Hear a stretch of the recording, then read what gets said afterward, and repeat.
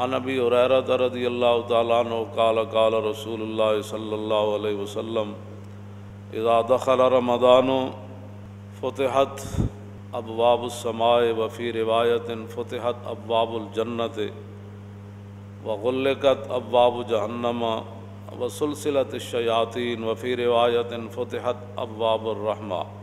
حضرت ابو ہریرہ کہتے ہیں کہ نبی علیہ الصلوۃ والسلام نے فرمایا کہ جب رمضان المبارک داخل ہوتا ہے یعنی شروع ہوتا ہے تو پھر آسمان کے دروازے کھول دیے جاتے ہیں، اور ایک روایت میں یہ ہے کہ جنت کے دروازے کھول دیے جاتے ہیں اور جہنم کے دروازے بند کر دیے جاتے ہیں، وسلسلت الشیاطین اور شیطانوں کو جکڑ دیا جاتا ہے، اور ایک روایت میں یہ ہے کہ رحمت کے دروازے کھول دیے جاتے ہیں۔ عن سہل بن سعد قال قال رسول اللہ صلی اللہ تعالی علیہ وسلم فی الجنت ثمانیۃ ابواب منہا باب یسمی الریان لا يدخلہ الا الصائمون۔ نبی علیہ الصلوۃ والسلام نے فرمایا جنت کے 8 دروازے ہیں، ان میں سے ایک دروازے کا نام ریان ہے، تو فرمایا اس سے صرف روزے دار داخل ہوں گے۔ عن ابی ہریرہ رضی اللہ تعالیٰ عنہ قال قال رسول اللہ صلی اللہ تعالیٰ علیہ وسلم من صام رمضان ایمانا واحتسابا غفر له ما تقدم من ذنبه ومن قام رمضان ایمانا واحتسابا غفر له ما تقدم من ذنبه ومن قام لیلۃ القدر ایمانا واحتسابا غفر له ما تقدم من ذنبه۔ نبی علیہ الصلوۃ والسلام نے فرمایا، حضرت ابو ہریرہ راوی ہے، حضور نے فرمایا کہ جس بندے نے رمضان المبارک کے روزے رکھے ایمان اور ثواب کی نیت سے، ریا سے پاک ہو کر، ریاکاری نہیں تھی اس میں، تو اس کے سابقہ تمام گناہوں کو معاف کر دیا جاتا ہے۔ اور نبی علیہ الصلوۃ والسلام نے فرمایا کہ جس آدمی نے نماز تراویح پڑھی یعنی رمضان المبارک کی راتوں کو قیام کیا، تو حضور نے فرمایا کہ ایمان اور ثواب کی نیت سے غفر له ما تقدم من ذنبه، اس کے بھی تمام گناہوں کو معاف کر دیا جاتا ہے۔ اور نبی علیہ الصلوۃ والسلام نے فرمایا من قام لیلۃ القدر ایمانا واحتسابا، اور حضور نے فرمایا کہ جس نے لیلۃ القدر کی رات قیام کیا یعنی اس کو زندہ کیا اور ساری رات وہ اللہ کے سامنے کھڑا رہا ایمان اور ثواب کی نیت سے، تو حضور نے فرمایا اس کے گناہوں کو بھی معاف کر دیا جاتا ہے۔ جو نبی علیہ الصلوۃ والسلام مبارک تقریر فرماتے تھے نا، انس بن مالک کہتے ہیں کہ کلما خطبنا رسول اللہ صلی اللہ تعالی علیہ وسلم الا قال لا ایمان لمن لا امانۃ لہ ولا دین لمن لا عہد لہ۔ انس بن مالک نے 10 سال ظاہر ہے حضور کی خدمت کی، تو کہتے ہیں میں نے حضور کا کوئی کم ہی ایسا خطبہ سنا ہوگا جس میں حضور نے تقریر سے پہلے یہ نہیں فرمایا لا ایمان لمن لا امانۃ لہ، فرمایا اس کا تو ایمان ہی نہیں جس کے اندر امانت داری نہیں ہے۔ کلمہ، بہت کم ایسا کوئی خطبہ ہوگا جس خطبے کے شروع میں حضور نے یہ نہیں فرمایا کہ لا ایمان لمن لا امانۃ لہ۔ امانت وہ حکمرانوں کے پاس ہو، وہ مولویوں کے پاس ہو، حافظوں کے پاس ہو، وہ قاریوں کے پاس ہو، وہ محدثین کے پاس ہو، وہ صوفیوں کے پاس ہو، وہ غوثوں کے پاس ہو، وہ عوام کے پاس ہو، وہ باپ کے پاس ہو، وہ ماں کے پاس ہو، جس کے پاس بھی جو امانت ہے، یہ مراد نہیں ہے کہ صرف حکمران اس سے مراد ہے۔ ہاں، جو امانت اللہ نے، حضور نے فرمایا یہ بچے تمہارے لیے امانت ہے۔ چھوٹی عید کے خطبے میں حضور نے فرمایا کہ یہ اولاد جو ہے تمہاری امانت ہے تمہارے پاس۔ کیا مطلب؟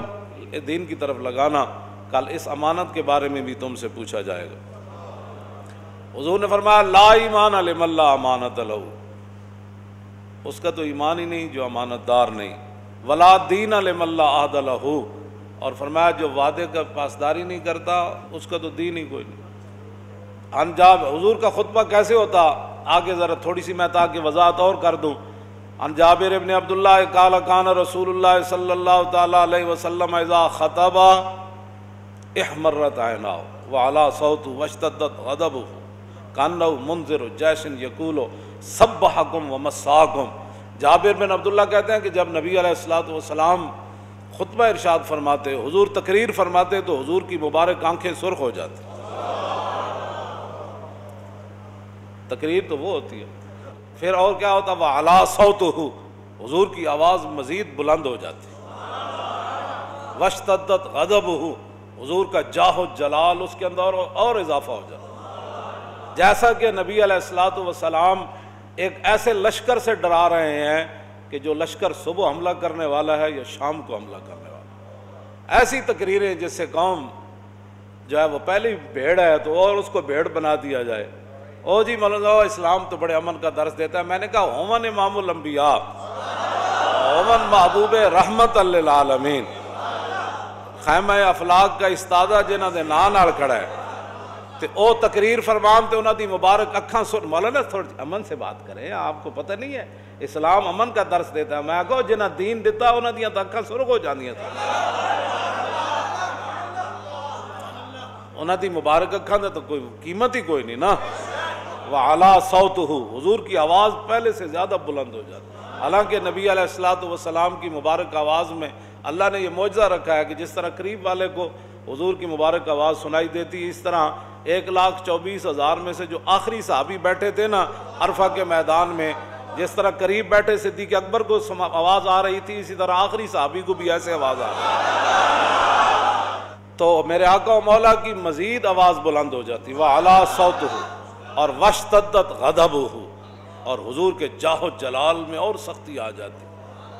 قوم کو یہ مزاج بتایا ہوتا نا کہ حضور ایسے خطاب فرمایا کرتے جی، تو پھر قوم ہماری ناموس رسالت کے مسئلے کو بھی سمجھ جاتی، پھر حضور کی عظمت کو بھی سمجھ جاتی قوم، اور پھر رسول اللہ کی ختم نبوت کے مسئلے کو ایسے سمجھ جاتی کہ ایسے تلوار بھی کھڑی ہو حضرت حبیب بن زید کے سر پر، مسلمہ خود اٹھ کر کھڑا ہو جائے کہ بتاؤ میں کون ہوں؟ فرمایا تو کون ہے؟ رسول تو رسول اللہ ہی ہے، تو کون ہے؟ کیا باتیں کرتا ہے؟ تو کون ہے؟ رسول تو رسول اللہ ہی ہے، تو کون ہے؟ ایسے جاہو جلال سے تقریریں ہوتی نا ختم نبوت پر، تو پھر حضور ظاہر بات ہے حضور وضو کے بھی مسائل بتاتے، تو حضور کا اس وقت بھی انداز پھر۔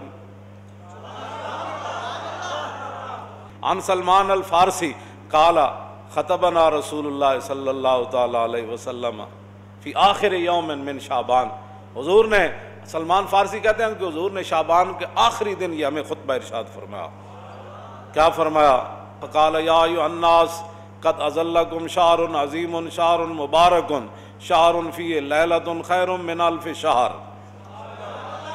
شعبان کی آخری تاریخ کو حضور نے ہمیں خطبہ ارشاد فرمایا، تو اس خطبے کا انداز بھی تو یہی ہوگا نا، قد اظلکم شہر عظیم، ہاں جی شہر مبارک، اس طرح ہی حضور نے فرمایا ہوگا نا تمہارے پاس بھائی بڑا عظیم مہینہ آنے والا ہے، بڑی برکت والا مہینہ آنے والا ہے، اور ایسا مہینہ آنے والا ہے جس کی ایک رات 1000 مہینوں سے افضل ہے۔ جعل اللہ صیامہ فریضۃ وقیام لیلہ تطوعا، حضور نے فرمایا اللہ نے اس کے روزوں کو فرض کیا، اور رات جو ہے نماز تراویح پڑھنا یہ میری سنت ہے۔